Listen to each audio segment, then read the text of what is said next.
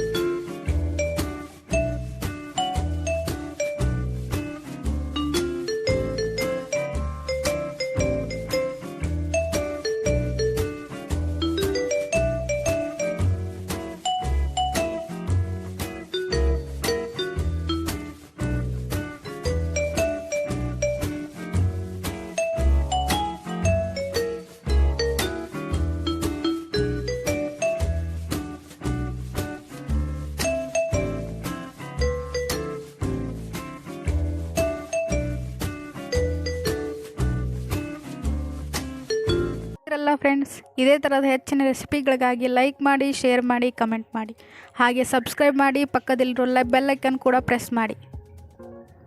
Thanks for watching this video.